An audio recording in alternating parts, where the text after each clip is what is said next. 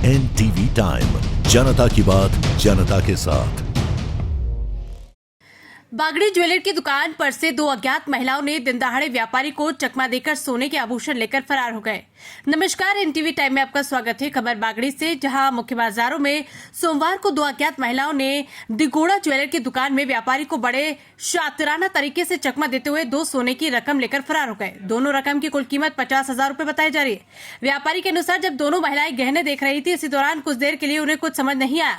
जब महिलाएं दुकान से चली गई तो पता चला कि गहने चोरी हो गए। ये चोरी की वारदात दुकान में लगे सीसीटीवी कैमरे में कैद हो गई। बताया जाता है कि ये महिलाएं बागड़ी के अलावा नालछा, घाटा बिल्लोद की ज्वेलर की दुकानों पर भी गई थी, लेकिन वहां वारदात नहीं कर पाई।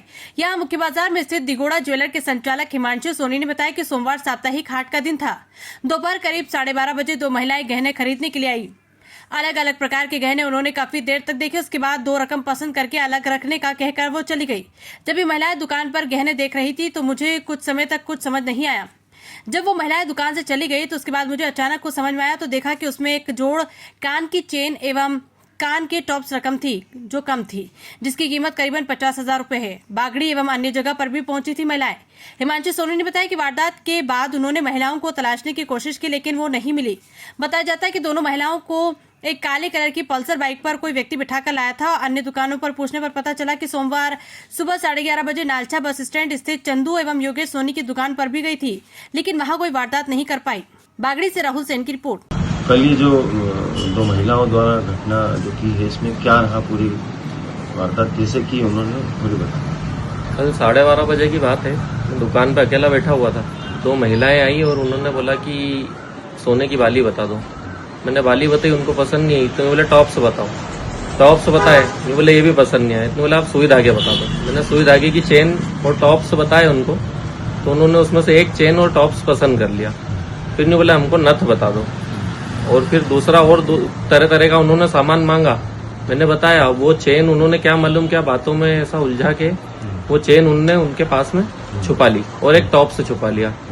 और फिर बोले कि मैं नथ वगैरह पसंद नहीं आ रही, एक टॉप्स उनने पसंद करके अलग रखे और बोले कि ये पसंद आ गए, हम थोड़ी देर में उधर की दुकान से आते हैं और देखते हैं, नहीं तो फिर ये ले जाएंगे। मैंने उनको पैसे भी बता दिए थे। वो आई और बस वो पाँव में कुछ लगा रखा था उन्होंने, पाँव में उन्होंने सीसीटीवी कैमरे में मेरे को पता चला कि यार उन्होंने कुछ सामान रखा है। मैंने जब सामान बाद में उनके जाने के जस्ट बाद में सामान मिलाया तो सामान में पता चला कि एक चेन और एक टॉप्स सिंगल वो नहीं है। तो फिर मैंने सीसीटीवी कैमरे में देखा और उनको ढूंढा भी सही। बाद में पता चला, हमने हमारे स्वर्णकारों का ग्रुप है उसमें डाला तो उसमें पता चला कि नालछा भी गई थी वो 11:30 बजे के आसपास, 11:15 पे।